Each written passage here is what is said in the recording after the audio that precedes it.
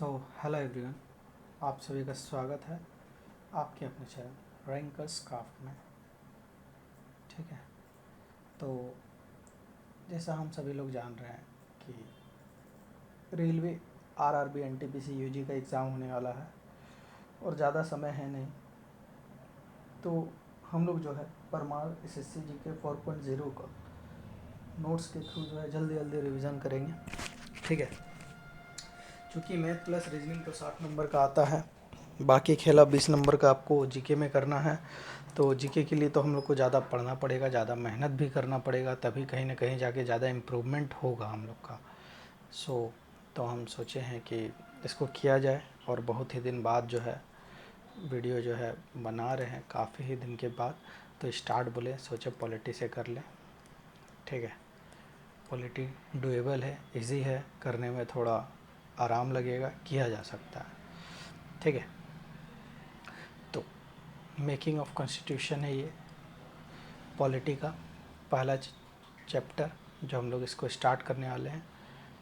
Constitution होता क्या है, ये थोड़ा इंग्लिश में है, आप बोलिएगा तो हिंदी वाला भी है। ठीक है, यहाँ पे है, ये बायलिंगुअल है, यहाँ से देख सकते हैं।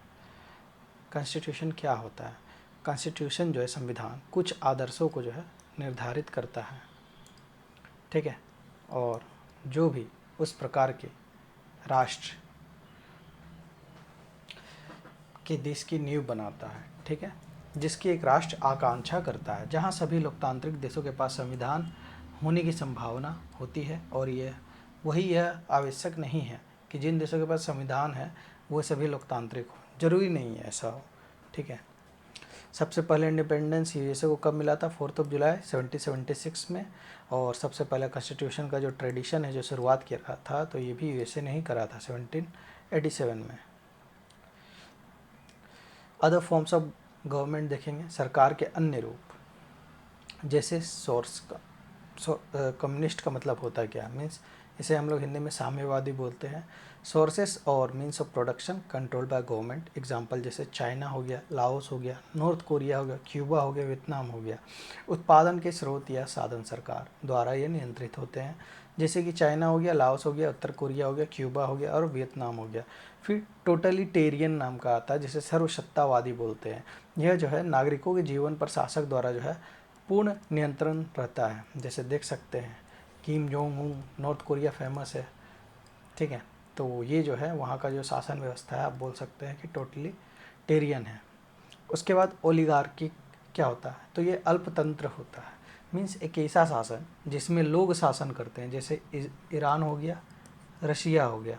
ठीक है, अब मोनार्की, जहाँ पे किंग वाला हिसाब किताब है, राजा जिसमें शासन करते हैं। एक ऐसा शासन जो एक व्यक्ति के द्वारा चलाया जाता है, विशेष रूप से राजा या सम्राट, जैसे उत्तर कोरिया, यूके, सऊदी अरेबिया। ठीक है, आगे चलते हैं। अब भारत का संविधान जो है बना तो बना कैसे, उसको देखते हैं। तो सबसे पहले अर्ली जो ड्राफ्ट आया, जिसे नेहरू रिपोर्ट के नाम से जानते हैं, ठीक है, वह submitted all the parties conferred at Lucknow. कहाँ पे? तो लखनऊ में। किसके बाद किसने चेयर किया था इसको? तो मोतीलाल नेहरू जी ने इसको चेयर किया था। का प्रारंभिक जो मसौदा है, जिसे नेहरू रिपोर्ट के नाम से जानते हैं, वो लखनऊ में किया गया था प्रस्तुत। ठीक है, सर्वदलीय सम्मेलन के दौरान। और इसकी अध्यक्षता जो की थी, किसने करी थी? तो मोतीलाल नेहरू ने करी थी। कब हुआ था? तो ये 1928 में आपका हुआ था। आगे चलते हैं। फिर एम.एन. रॉय, ठीक है, उन्होंने पहली बार भारत के लिए भारतीय संविधान का जो है विचार को जो है प्रस्तावित करा था। तो कब? 1934 में। ठीक है, was the first propose the idea of constituent assembly for India. आगे चलते हैं। फिर आईएनसी डिमांड किया क्या? तो ऑफिशियल डिमांडेड ए कॉन्स्टिट्यूएंट असेंबली का डिमांड किया गया। कब? तो 1935 में, भारतीय राष्ट्र कांग्रेस के द्वारा। उसके बाद ऑफर्स क्या क्या था, ब्रिटेन का प्रस्ताव हम लोग को क्या क्या आया था? तो पहला फर्स्ट जो आया था तो अगस्त ऑफर आया था। ठीक है, किसके द्वारा प्रपोज किया गया था? तो ये ब्रिटिश वायसराय के द्वारा किया गया था, जिसका नाम था लॉर्ड लिनलिथगो। ठीक है, लिनलिथगो के द्वारा। कब? 8 अगस्त को 1940 में। टू गेन क्या? भारत का सपोर्ट ड्यूरिंग वर्ल्ड वार 2, क्योंकि ब्रिटिश जो है हार रहा था, तो उसे भारतीय आदमी का ज़रूरत था वहाँ, ताकि लड़ा सके। तो फिर उन्होंने इस चीज़ को करने के लिए जो है युद्ध के बाद बोला डोमिनियन स्टेट मतलब देंगे, मतलब राज यही लोग करेंगे, ब्रिटिश गवर्नमेंट ही करेंगे, बट देंगे आपको। फिर इसके बाद आया क्या, तो क्रिप्स प्रस्ताव आया कब, 1942। क्रिप्स मिशन आप बोल सकते हैं, क्रिप्स प्रपोजल 1942 में आया। क्या क्या था, इसके साथ साथ आप डोमिनियन स्टेट का दर्जा देने की पेशकश की थी, और साथ ही जो है एक जो है नया कॉन्स्टिट्यूशन जो है असेंबली क्रिएट करने का बोला गया था, विथ संविधान सभा के साथ, ठीक है, कॉन्स्टिट्यूशन असेंबली और नया संविधान के साथ, भारतीय संविधान के साथ। हाँ, तो और देखिए dominion status is dead as doornail, ये किसने बोला था, तो ये गांधी जी ने बोला था। अब डोमिनियन स्टेटस होता क्या है, it is a status date given to certain countries that allow them to be self-governing while remaining part of the British Empire. The term dominion, which means that which is mastered our ruled, means कहना क्या चाहता है, dominion होता क्या है, ये जो है यह कुछ देशों को दिया गया जो है एक दर्जा है, जो उन्हें ब्रिटिश साम्राज्य का हिस्सा रहते हुए स्वशासित रहने की अनुमति देता है। डोमिनियन शब्द का अर्थ है वह जिस पर शासन किया जाता है या जिसका स्वामित्व होता है। शासन मानिए भारत ही करेगा, बट किसके अंडर रहेगा, ये रहेगा आपका ब्रिटिशर्स के अंदर ये रहेगा। आगे चलते हैं, बहुत दिन बाद लेक्चर ले रहे हैं तो थोड़ा गड़बड़ा रहे हैं, हम देख रहे हैं। Tryst with destiny means in his famous speech tryst with destiny delivered, और कब दिया गया था, तो ये 14 अगस्त 1947 में दिया गया था। कब, तो इसको जो है संविधान सभा के समक्ष दिया गया था, जिसमें अपना प्रसिद्ध भाषण ट्रस्ट विद डेस्टिनी में नेहरू जो है गांधी जी से कहते हैं, मतलब उल्लेख करते हुए कहा था कि हमारी जो पीढ़ी का जो है सबसे महान व्यक्ति की जो महत्वाकांक्षा है क्या है, हर आँख से हर आंसू पोंछने की रही है।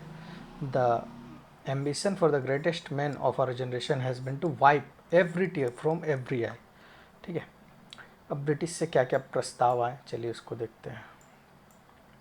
तो कैबिनेट मिशन प्लान आया आपका पहला, ठीक है, 1946 में, विथ 3 ब्रिटिश कैबिनेट मेंबर्स, जैसे पैथिक लॉरेंस हो गया, स्टेफोर्ड क्रिप्स हो गया, एवी अलेक्जेंडर हो गया। और इसमें जो है cabinet mission plan was accepted by both the Congress and the Muslim league, hence constituent assembly was formed according to it. 1946 में 3 ब्रिटिश कैबिनेट सदस्यों के साथ पैथिक लॉरेंस अध्यक्ष, स्टेफोर्ड क्रिप्स और एवी अलेक्जेंडर जो है आए थे, ठीक है, कैबिनेट मिशन का वही प्लान लेकर के।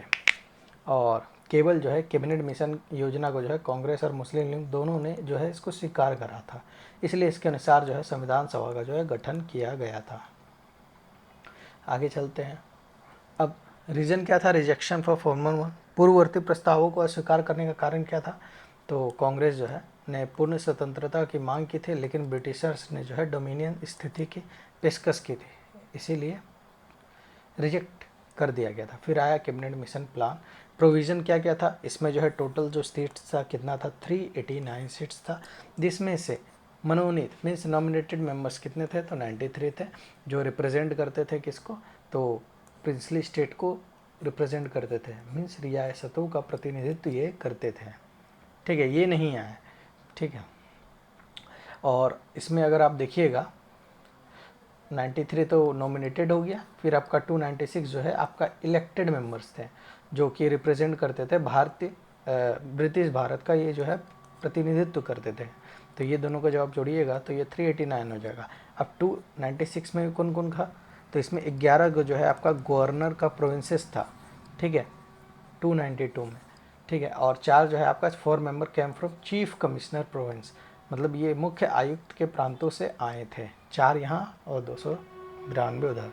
अब सीट एलोकेशन का जो है प्रावधान किया गया था कि कैसे क्या किया जाएगा, तो प्रत्येक जो है ब्रिटिश प्रांत को जो है आवंटित सीटें 3 प्रमुख समुदाय जैसे मुस्लिम हो गया, सिख हो गया, सामान्य के बीच विभाजित की जानी थी। तो सबसे ज़्यादा तो जनरल आएगा, ठीक है, उसके बाद मेजॉरिटी जैसे देख सकते हैं यहाँ पे, तो एक सीट एलोकेट करना था कितना पे, 1 मिलियन मीन्स 10 लाख पे एक सीट। तो इस बार इस तरह से आया था, जिसमें कुछ पार्टली इलेक्टेड था और कुछ नॉमिनेटेड मेंबर था। ये आंशिक रूप से निर्वाचित था और कुछ आंशिक रूप से जो है मनोनीत था। अब इसमें जो है इलेक्शन का जो किया गया था तो कैसा आता था, ये इनडायरेक्ट इलेक्शन था।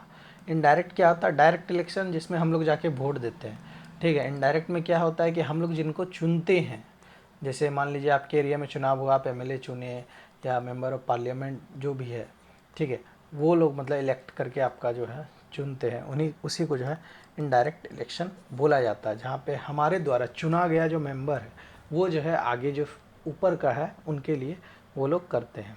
और ये जो इलेक्शन जो हुआ था तो कब हुआ था, तो जुलाई से अगस्त के बीच हुआ था। कब, 1946 में। रिजल्ट क्या था इसमें, मेजोरिटी जो था कांग्रेस का, सबसे ज़्यादा सीट आईएनसी ने जीता। उसके बाद मुस्लिम लीग 73 और इंडिपेंडेंट मीन्स निर्दलीय जो थे वो 15 सीट्स जीते ओवरऑल, ठीक है। अब मुस्लिम लोग जो है इसका बॉयकॉट कर रहे थे, तो बॉयकॉट करने के बाद जो है 299 सीट बचा था आफ्टर द पार्टीशन, ठीक है। अब इंटरिम गवर्नमेंट के बारे में जानते हैं। अंतरिम सरकार, ये जो है 2 सितंबर 1946 भारत की अंतरिम सरकार का जो है गठन हुआ, ठीक है। और यह सरकार हमारा 15 अगस्त 1947 को भारत की स्वतंत्रता और देश के भारत और पाकिस्तान के विभाजन तक चली थी। उसके बाद क्या हुआ, फिर कार्यकारी परिषद का अध्यक्ष आए, जैसे president of the executive council कौन कौन, वायसरॉय आए, गवर्नर जनरल ऑफ इंडिया है, और ये कौन थे, तो ये विस्काउंट वेबल थे टिल फरवरी 1947। तो कौन थे, ये वायसरॉय थे, और गवर्नर जनरल ऑफ इंडिया कौन था, तो लॉर्ड माउंटबेटन था, फरवरी 1947 तक। आगे चलते हैं। Commander in chief sir Claude Auchinleck थे, ठीक है, उतना इम्पोर्टेंट नहीं है, बट हाँ वाइस प्रेसिडेंट जो था ये थे हमारा जवाहरलाल नेहरू जी, आईएनसी के जो थे। और ऑल्सो इनको क्या क्या मिला गया था, तो एक्सटर्नल अफेयर्स का चार्ज दिया गया था, कॉमनवेल्थ का चार्ज दिया गया था, ठीक है। और होम अफेयर्स जैसे हो गया, इंफॉर्मेशन एंड ब्रॉडकास्टिंग का जो है ये किनको दिया गया था, तो ये सरदार वल्लभ भाई पटेल जी को दिया गया था। फिर एग्रीकल्चर और फूड के लिए राजेंद्र प्रसाद जी को दिया गया था। कॉमर्स के लिए इब्राहिम इस्माइल को दिया गया था चुंद्रीगढ़ से। और डिफेंस के लिए आप बोल सकते हैं बलदेव सिंह जो कि आईएनसी से थे, उन्हीं को मिला था। और लियाकत अली खान मुस्लिम लीग से थे, इनको फाइनेंस दिया गया था। अब हेल्थ के लिए किसे दिया गया था, गजनफार अली खान। लेबर के लिए जगजीवन राम। लॉ के लिए जोगिंदर नाथ मंडल। एजुकेशन एंड आर्ट्स के लिए सी राजगोपालाचारी जो कि कांग्रेस से ही थे। फिर रेलवे कम्युनिकेशन के लिए अब्दुल राब निस्तर जो कि मुस्लिम लीग से थे। और इंडस्ट्रीज एंड सप्लाईज के लिए जॉन मथाई जो कि इंडियन नेशनल कांग्रेस से थे। अब वर्किंग ऑफ कॉन्स्टिट्यूशन असेंबली क्या क्या कब कैसे हुआ, तो 9 दिसंबर 1946 को आता है कैबिनेट प्लान। फर्स्ट मीटिंग होता है जिसमें 2 से 11 मेंबर रहते हैं। टेम्प्रोरी प्रेसिडेंट कौन थे, तो सच्चिदानंद सिन्हा जी थे। परमानेंट कौन बने, तो डॉक्टर राजेंद्र प्रसाद। और वाइस प्रेसिडेंट कौन कौन थे, तो एस.सी. मुखर्जी और वी.टी. कृष्णमाचारी। कॉन्स्टिट्यूशन और लीगल एडवाइज़र कौन थे उस समय, तो बी.एन. राव जी थे, ठीक है। ऑब्जेक्टिव रिजोल्यूशन कब आया, तो 13 दिसंबर 1946 को आया, जिसमें ऑब्जेक्टिव रिजोल्यूशन जो है प्रेजेंट किसके द्वारा किया गया था, तो पंडित जवाहरलाल नेहरू के द्वारा प्रेजेंट किया गया था। कब, बिफोर द कॉन्स्टिट्यूएंट असेंबली। फिर 22 जनवरी 1947 को क्या होता है कि ऑब्जेक्टिव रिजोल्यूशन को जो है एक्सेप्ट कर लिया गया था संविधान असेंबली के द्वारा, कॉन्स्टिट्यूएंट असेंबली के द्वारा, संविधान सभा के द्वारा। आगे चलते हैं। फिर कमिटीज़ बनी थी कुछ कुछ कॉन्स्टिट्यूएंट संविधान सभा के लिए। तो इसमें जो है 8 गो मेजर बना था, 13 गो माइनर कम्युनिटी था। तो आप मेजर याद करिएगा। मेजर में जो जो है जैसे कुछ कुछ आपका राजेंद्र प्रसाद जी को मिला है, जवाहरलाल नेहरू जी को मिला है, ठीक है। और महात्मा गांधी का तो इससे कोई लेना देना था नहीं। और B.R. अम्बेडकर जी को भी मिला है, ठीक है। अब मेजर याद करिए, माइनर जो इम्पोर्टेंट है वही याद करिए। तो मेजर कमेटी क्या क्या था, जवाहरलाल नेहरू को क्या क्या मिला था, जितना भी यूनियन स्टेट आ जाएगा तो जवाहरलाल नेहरू को मिला था। मीन्स यूनियन पावर्स कमेटी, संघ शक्ति समिति, संघ संविधान समिति और राज्य समिति, ये तीनों को जो चेयर कर रहे थे तो जवाहरलाल नेहरू जी कर रहे थे। फिर सरदार पटेल जी आते हैं, ये प्रोविंशियल कॉन्स्टिट्यूशन के कमेटी के ये अध्यक्ष थे। फिर ये advisory committee on fundamental rights के बने। फिर ये जो है माइनॉरिटीज़ हो गया और ट्राइबल एंड एक्सक्लूडेड एरिया के भी जो ये चेयरमैन थे। फिर राजेंद्र प्रसाद जी को क्या क्या मिला, तो इनको जो है रूल्स ऑफ प्रोसीजर कमेटी मिला। स्टीयरिंग कमेटी भी यही चेयर करते थे। फिर ड्राफ्टिंग कमेटी का जो चेयरमैन कौन थे, तो B.R. अम्बेडकर जी थे। माइनर कमेटी आप देख सकते हैं, फाइनेंस एंड स्टाफ कमेटी के लिए doctor Rajendra Prasad, ad hoc committee और नेशनल फ्लैग ये भी राजेंद्र प्रसाद को मिला था, और क्रेडेंशियल कमेटी के लिए अलादी कृष्णा स्वामी अय्यर जी को मिला था, और हाउस कमेटी के लिए B Pattabhi Sitaramayya. Order of business committee doctor K M Munshi को मिला था। फिर आगे चलते हैं, माइनर कमेटी जो लघु समिति थी और भी जो है देख लेते हैं। जैसे कंस्टिट्यूएंट असेंबली का कुछ भी होता था तब उसको जो चेयर कौन करते थे, तो जीवी मावलंकर जी चेयर करते थे। और एडहॉक कमेटी जो है सुप्रीम कोर्ट के लिए, ठीक है, जो बना गया था, तो उसके जो चेयरपर्सन थे एस वरादा वरदाचारी जी, ठीक है। फिर एडहॉक कमेटी सिटीजनशिप के लिए इन्हीं को मिला था, वरदाचारी जी को। अब expert committee on financial provision of the Indian constitution किसे, तो नालिनी रंजन सरकार जी को ये मिला। आगे चलते हैं, लिंग्विस्टिक प्रोविंसेस कमीशन किसे मिला, तो एस के धार जी को। फिर संविधान मसौदे की जांच के लिए विशेष समिति जो है जवाहरलाल नेहरू जी को मिलता है। एग्जामिन द ड्राफ्ट होना चाहिए। प्रेस गैलरी कमेटी के लिए जो है उषा नाथ सेन जी को मिला है। और गांधी जी जो है मेंबर नहीं थे, आपके किसी भी संविधान सभा के सदस्य वो नहीं थे। फिर ड्राफ्टिंग कमेटी कब बनता है, तो ये आपका 29 अगस्त 1947 को ये बनता है। टोटल मेंबर कितने थे, 7 थे, जिसको चेयर किसने करा था, तो बी आर अम्बेडकर जी ने, जिसे क्या नाम से जाना जाता, तो मॉडर्न मनु और मॉडर्न मैन। अदर मेंबर कौन कौन थे, तो अलादी कृष्ण स्वामी अय्यर जी, एन गोपाल स्वामी अयनगर जी, मोहम्मद सादुल्ला जी, बी एल मित्तर, जिनको रिप्लेस किया था किनके द्वारा, तो एन माधव राव जी थे, तो इनका तबीयत वगैरह ख़राब होगा इसीलिए आके इनको बी एल मित्तर जी ने करा था। और डीपी खेतान जी थे, तो इनको रिप्लेस किया गया था टीटी कृष्णमाचार्य के द्वारा, ठीक है। फिर आता आपका के एम मुंशी जी। अब संविधान सभा का मसौदा draft of constituent assembly, second draft कब बना था, तो ये आपका 21 अक्टूबर 1948 को बना था, ठीक है। पहला जो था 21 फरवरी को बना था, फर्स्ट ड्राफ्ट जिसमें आपका पब्लिश कर दिया गया था, और 8 महीना का समय दिया गया भारत का जितने भी लोग हैं उनको कि ये डिस्कस कर लेने के लिए, देख लेने के लिए। फिर 8 महीने के बाद ये फिर से होता है 21 अक्टूबर 1948 को। फिर 4 नवंबर 1948 को आपका जो है बी आर अम्बेडकर जो है फाइनल ड्राफ्ट को जो है इंट्रोड्यूस कर देते हैं बिफोर द कॉन्स्टिट्यूएंट असेंबली। अब इसमें आगे चलते हैं। बी आर अम्बेडकर जी जो थे was elected the constituent assembly from Bengal, कब, जुलाई 1946 में, before partition, but after the partition he was elected from the, मतलब जो पार्टीशन के बिफोर थे तो उन्हें बंगाल से वो जीते थे, फिर उसके आफ्टर जब पार्टीशन हो गया तो उन्हें बॉम्बे प्रेसिडेंसी से वो इलेक्ट हो जाते हैं। फिर चलिएगा आगे चलते हैं। फर्स्ट रीडिंग कितना दिन, 5 दिन लगा था, 4 नवंबर से बैठा गया था और 9 नवंबर तक चला था। सेकेंड 10 महीना 3 दिन लगा, जिसमें 15 नवंबर 1948 से 17 अगस्त 1949 तक, ठीक है। और फिर थर्ड रीडिंग जो है कंप्लीट किया गया 26 नवंबर 1949 को। आगे चलते हैं, जिसमें 2 से 11 मेंबर्स जो है प्रेजेंट थे on the first day of the constituent assembly. Total time कितना टेकन किया गया था ड्राफ्टिंग द कॉन्स्टिट्यूशन, तो 2 साल 11 महीने और 18 दिन लगा था। और टोटल इसमें सेशन कितना हुआ था और कितने दिन के लिए, तो 11 इसमें सेशन हुआ था जो कि आपका 165 दिन के लिए चला था। पहला सेशन जो हुआ था आपका 9 से 23 दिसंबर 1946। 10वां सेशन जो हुआ था आपका जो इम्पोर्टेंट है वही सब डिस्कस किया जा रहा है, 6 से 17 अक्टूबर 1949। 11वां जो हुआ था आपका 14 से 26 नवंबर 1949 तक। ऑल्सो द ये जो है आखिरी सेशन था 11वां सेशन। और बजट कितना था, तो 64 लाख था, किसके लिए, टू फ्रेम द कॉन्स्टिट्यूशन। 26 नवंबर 1949 को कॉन्स्टिट्यूशन जो है अडॉप्ट किया जाता है। इस दिन को हम लोग को एज ए कॉन्स्टिट्यूशन डे भी बोल के सेलिब्रेट करते हैं, ठीक है। कुछ कुछ प्रावधान जो है 26 नवंबर 1949 को लागू कर दिया गया था, ठीक है। सिटीजनशिप एक्ट कब आया था, तो सिटीजनशिप किससे कितना कितना आर्टिकल में है, तो ये आपका आर्टिकल 5 से 9 में है। इलेक्शन है 324 से 330 के बीच। और प्रोविज़न पार्लियामेंट जो है ये सब था,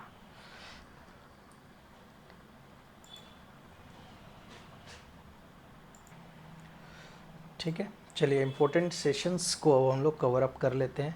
26 जनवरी 1950 को कॉन्स्टिट्यूशन को जो है इन्फोर्स किया गया था, ठीक है, इनैक्ट नहीं किया गया था, ठीक है, हमने सॉरी 26 जनवरी आ गया ना, तो हाँ इन्फोर्स किया गया था, इनैक्ट भी कर दिया गया था, मीन्स शुरू कर दिया गया था, ठीक है। और 26 नवंबर 1949 को जो है हम लोग अडॉप्ट करते हैं बट इनैक्ट नहीं करते हैं, ठीक है। हम यहाँ देखें नहीं, जनवरी आ चुका है, ठीक है। कमेंस हो गया था आपका 26 जनवरी 1950 को। आगे चलते हैं। Reason for choosing the that is because of the पूर्ण स्वराज। कब हुआ था? 1930 में, ठीक है। इस तिथि को चुनने का कारण यही था कि इसी दिन को 1930 में जो है लाहौर अधिवेशन, जो कि 1937 के बाद जो है पूर्ण स्वराज जो है आपका दिवस मनाया गया था, ठीक है। ओरिजिनल जो था हमारा कॉन्स्टिट्यूशन संविधान में 395 आर्टिकल था, मीन्स अनुच्छेद, जिसमें 8 अनुसूचियाँ थी, मीन्स 8 शेड्यूल्स थे और 22 आपके पार्ट्स थे और एक प्रियम्बल था। 22 पार्ट्स मीन्स 22 भाग, 395 अनुच्छेद एवं 8 अनुसूचियाँ शामिल थी और एक प्रस्तावना। आगे चलते, फंक्शंस क्या था कॉन्स्टिट्यूएंट असेंबली का? संविधान सभा के कार्य क्या थे? It acted as a law making body to legislate. तो इसको चेयर कौन करते थे? और तो इसको जो चेयर करते थे वो थे जीवी मावलंकर जी, और ये जो है पहले स्पीकर थे लोकसभा के, ठीक है। यह एक विधायिका है, कानून बनाने वाली संस्था के रूप में कार्य करती थी। जीवी मावलंकर जी जो कि लोकसभा के ये पहले अध्यक्ष भी थे। It acted as a constitution body, ठीक है, टेम्प्रोरी था, ठीक है, जिसके प्रेसिडेंट थे बिफोर इलेक्शन के लिए तो सच्चिदानंद सिन्हा जी थे, और जब इलेक्शन हो गया था तो राजेंद्र प्रसाद जी को प्रेसिडेंट फुल टाइम बना दिया गया था। वाइस प्रेसिडेंट कौन थे? तो वीटी कृष्णमाचार्य, ठीक है, और एस सी मुखर्जी जी। और इनका काम क्या क्या था? इन्होंने जो है संविधान निर्माण निकाय के रूप में जो है कार्य किया। अस्थायी अध्यक्ष थे चुनाव से पहले, मतलब सेम चीज़ें जो भी हम लोग देख ली हैं। आगे चलते हैं। फंक्शंस क्या था कॉन्स्टिट्यूएंट असेंबली का? संविधान सभा का कार्य क्या था? तो इट फंक्शन क्या था? तो ये पहला पार्लियामेंट ऑफ इंडिया था हमारा संविधान सभा का। और नेशनल फ्लैग को अडॉप्ट कब किया गया था? 22 जुलाई 1947 को। और नेशनल एंथम जनगण मन बाय रविंद्रनाथ टैगोर को कब किया गया था? तो और नेशनल सॉन्ग को, जो कि आपका वंदे मातरम है, बाय बंकिम चंद्र चटर्जी, तो ये दोनों जो है आपका 24 जनवरी 1950 को किया गया था। और इन्होंने जो है रेटिफाई किया था, मीन्स भारत का जो है मेंबरशिप कॉमनवेल्थ में जो था मई 1945 में रेटिफाई किया गया था, मतलब भारत की सदस्यता की जो है पुष्टि करी थी राष्ट्रमंडल में। आगे चलते हैं। और 26 जनवरी 1950 को डॉक्टर राजेंद्र प्रसाद भारत के जो है पहले राष्ट्रपति जो है चुने गए थे, ठीक है। अब तो नहीं पूछता ऐसा। लीगल कॉन्स्टिट्यूशनल एडवाइज़र कौन थे हमारे? तो बी एन राव जी थे। और चीफ ड्राफ्ट्समैन किनको बुलाया जाता? तो एस एन मुखर्जी जी को, ठीक है। और number of members who sign constitution, तो कितने थे? टोटल 284 थे, जिनमें से जो है 15 जो है महिला मेंबर थे, फीमेल सदस्य थे। आगे चलते हैं। सेक्रेटरी कौन था कॉन्स्टिट्यूएंट असेंबली का? तो HVR अय्यंगार जी थे। और कॉन्स्टिट्यूशन, भारत का जो कॉन्स्टिट्यूशन जो है is the largest written constitution, जिसे its symbol is an elephant, ठीक है, और इसे हम लोग एलिफेंटाइन कॉन्स्टिट्यूशन के नाम से भी जानते हैं, ठीक है। लैंग्वेज क्या है कॉन्स्टिट्यूशन का? तो इंग्लिश में था। इंग्लिश में जो है कॉन्स्टिट्यूशन के जो कैलीग्राफर रहे थे तो वो रहे थे प्रेम बिहारी नरेन रायजादा, इंग्लिश में इन्होंने लिखा था। हिंदी में जो है वसंत कृष्ण वेद्य ने लिखा था। और डेकोरेट जो है डेकोरेट का भी है, हाँ, डेकोरेट जो है नंदलाल बोस जी ने करा था, ये है नंदलाल बोस जी। आगे चलते हैं। इम्पोर्टेंट फीमेल मेंबर कौन कौन थी भारतीय संविधान सभा की जो है महत्वपूर्ण महिला जो सदस्य थी कौन कौन थी? तो चलिए देखते हैं। तो पहली जो थी आप ऐसे याद करिए, तो राजकुमारी अमृत कौर जी थे, ये जो है पहली जो है हेल्थ मिनिस्टर बनी थी हमारी आज़ाद भारत के। फिर आई थी आपकी सुचेता कृपलानी, ये जो पहली फीमेल चीफ मिनिस्टर थी, कहाँ से? तो यूपी से बिलोंग करती हैं। फिर तीसरा जो है हमारा है सरोजनी नायडू जी, ये जो है फर्स्ट गवर्नर बनी थी, कहाँ के? तो यूपी की।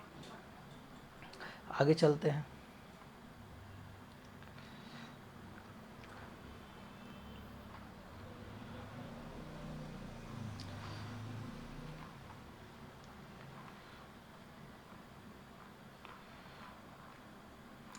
तो क्वेश्चंस वगैरह है तो डिस्कस कर लेते हैं, ठीक है। Who among the following want किया था अपना कलीग को डिड द कॉन्स्टिट्यूएंट असेंबली, जो कि ब्रिटिश के द्वारा बनाया गया है, and was working the British plan is the Britain should like to be worked out. तो ये जो है सोमनाथ लहेरी जी ने कहा था। इनमें से किसने अपने सहयोगी को सजेस्ट किया था कि संविधान सभा अंग्रेजियों की जो बनाई हुई है और ये वैसी ब्रिटिश योजना बना रही है, ब्रिटिश जैसा होते हुए देखना चाहते थे। ये सोमनाथ लहेरी जी थे। ये आपका यूपीएससी सीएपीएफ 2021 में ये आपका क्वेश्चन पूछा गया है। आगे चलते हैं। 26 जनवरी 1950 को हम अंतर्विरोधी से ग्रसित जीवन में प्रवेश करने जा रहे हैं। राजनीति में हमारे पास समानता होगी और सामाजिक और आर्थिक जीवन में हमारे पास असमानता होगी। ये किसने कहा था? तो ये पी आर अम्बेडकर जी ने कहा था, ठीक है। Who among the following was the last governor general of India before the office of permanently एबोलिश्ड? तो ये थे हमारे भारत के जो सी राजगोपालचारी, जिनका सी का मतलब है चक्रवर्ती राजगोपालचारी जी। और ये आपका एनडीए 2025 का क्वेश्चन है। ये आपका सीडीएस में पूछा गया है। Who was the founder of the Congress socialist party? तो इसके जो है आचार्य नरेंद्र देव जी हैं। When did the drafting committee publish किया था अपना पहला draft of the Indian constitution? तो फरवरी 1948 में अपना पहला ड्राफ्ट को जो है पब्लिश किया गया था। दूसरा को 21 अक्टूबर 1948 में, और तीसरा जो है आपका 4 नवंबर 1948 में ही किया गया था। नहीं, 49 है।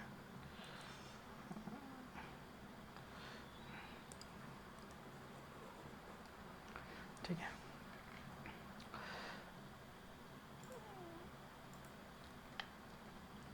पहला कब मिला था कॉन्स्टिट्यूएंट असेंबली की सभा की जो पहला बैठक जो हुई थी किस दिन हुई थी? तो 9 दिसंबर 1946 में हुआ था।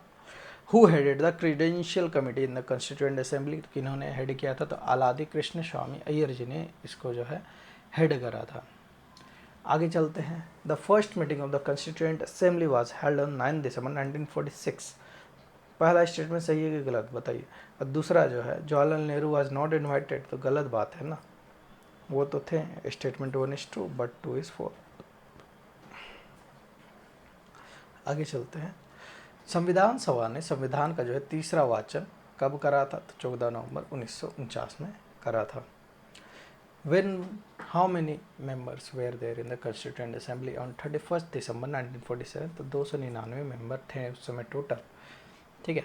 और 1946 में जो है whom among the following was made the interim president? तो कौन थे? तो सचिदानंद सिन्हा जी, ठीक है। Constituent Assembly was recognized by the Section Dash of the Indian Independence Act of 1947।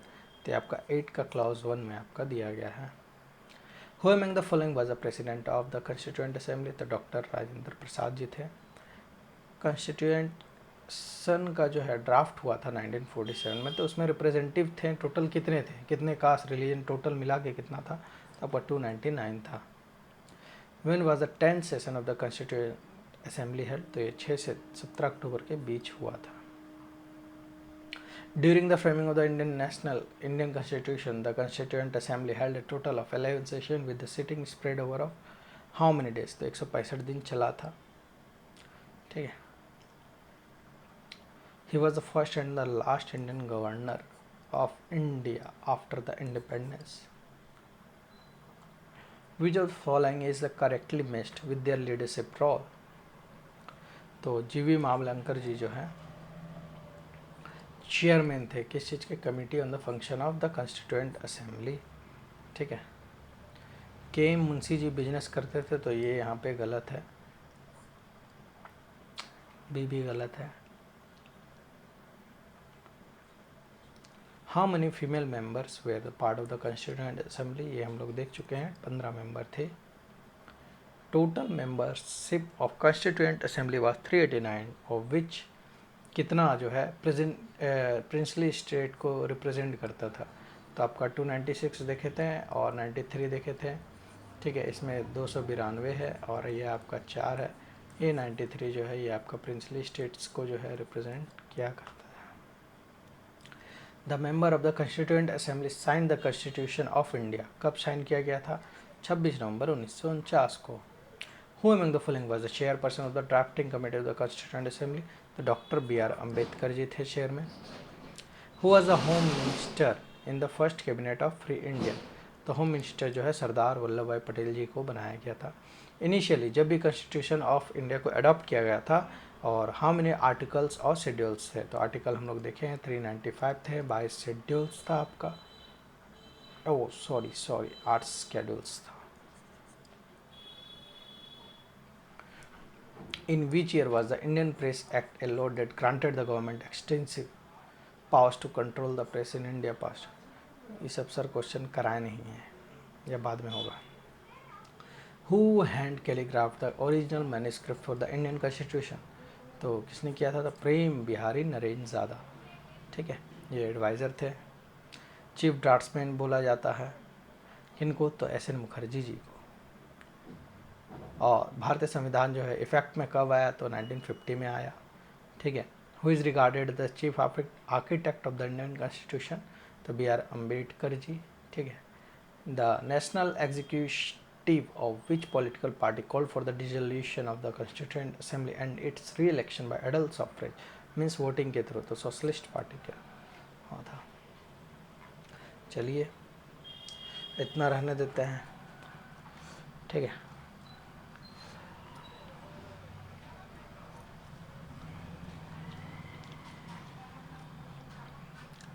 Revision हो गया, अब साइलेंट फीचर वाला करना है, तो उसका नेक्स्ट पार्ट रेडी करते हैं।